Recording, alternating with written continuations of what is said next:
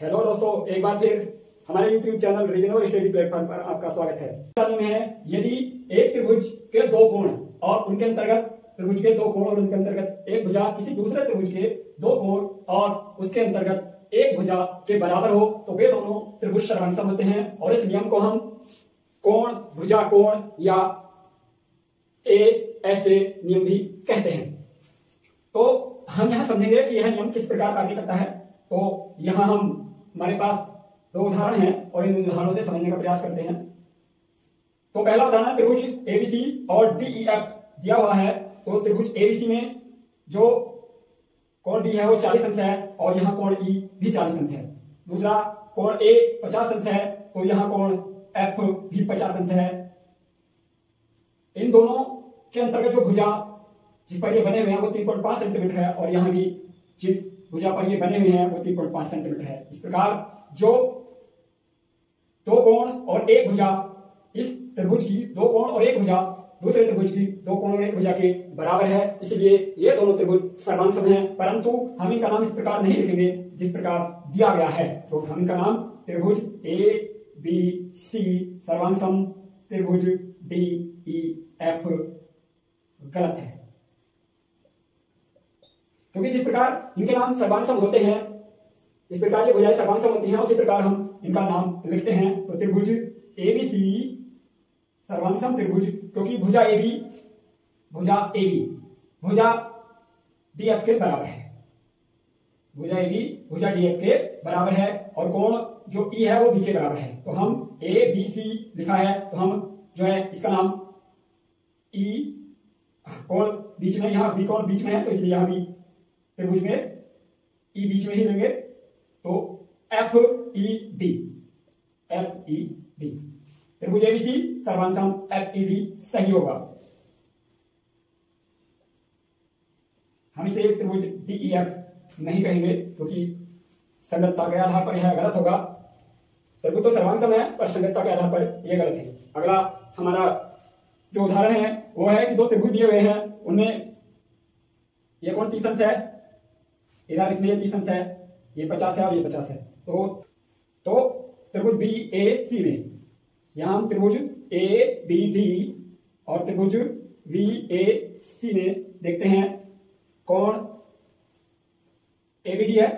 तो A B D कोण ABD 30 अंश है, ए बी डी बराबर कोण ए, तो यहां बी ए सी। दूसरा कोण त्रिभुज एबीडी में डी ए बी कोण डी ए बी बराबर कोण ए बी सी, कोण ए बी सी। दो कोण बराबर हो चुके हैं और इनकी भुजा ए बी दोनों त्रिभुजों में अभिनिष्ठ है। अतः त्रिभुज ए बी डी सर्वांगसम त्रिभुज बी ए सी होगा। दोनों त्रिभुज एक दूसरे के सर्वांगसम होंगे क्योंकि इनके दोनों दो कोण और एक भुजा बराबर है। तो नियम के अनुसार दो कोण और उनके अंतर्गत एक भुजा बराबर हो तो वे दोनों त्रिभुज सर्वांगसम होते हैं। किसी समकोण त्रिभुज का कर्ण और एक भुजा क्रमशः दूसरे समकोण त्रिभुज के कर्ण और एक भुजा के बराबर हो तो वे सर्वांगसम होते हैं। इसे समकोण कर्ण भुजा नियम भी कहते हैं। इसे संक्षेप में आरएचएस भी कहते हैं। इसे उदाहरण से समझते हैं। हमारे पास कुछ उदाहरण है, देखते हैं। पहला उदाहरण है, यहाँ एक समकोण त्रिभुज दिया गया है। तो दोनों समकोण त्रिभुज हैं 90 डिग्री।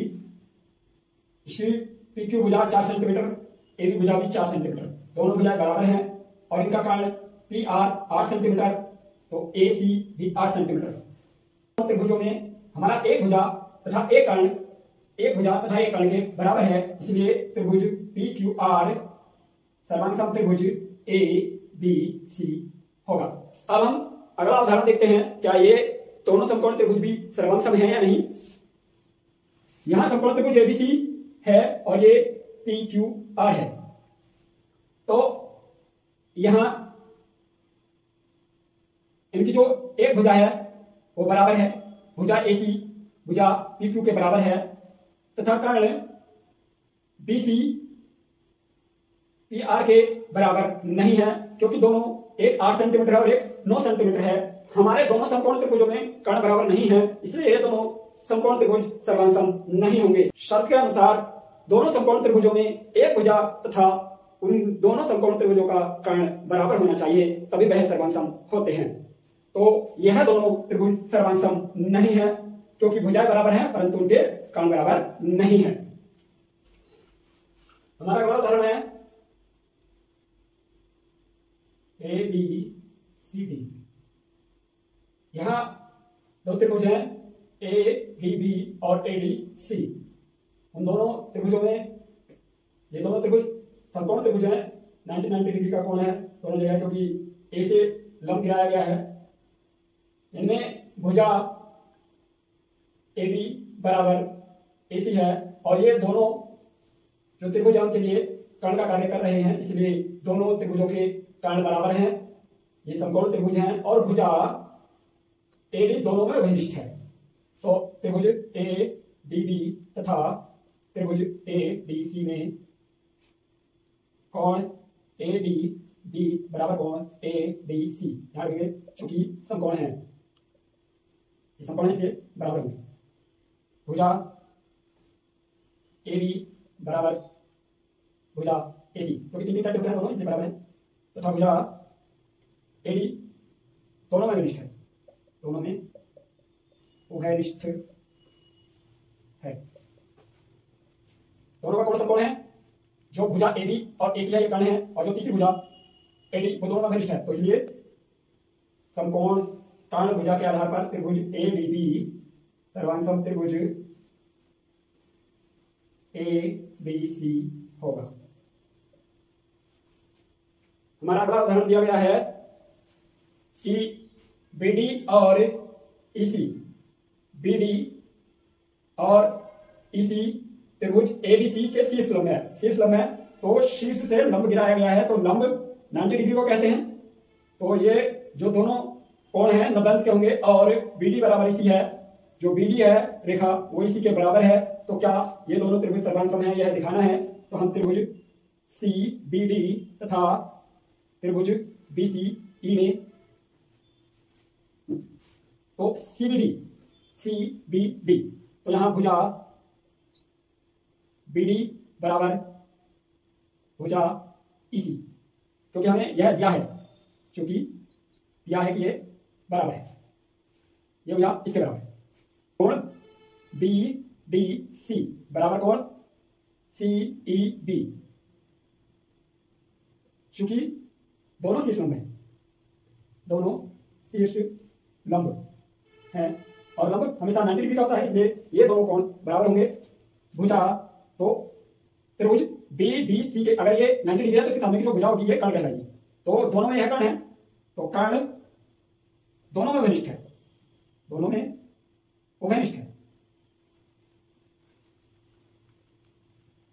तो समकोण कर्ण भुजा के आधार पर त्रिभुज सी बी डी सर्वांसम त्रिभुज बी सी ई होगा।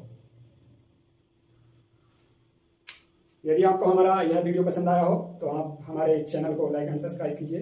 धन्यवाद।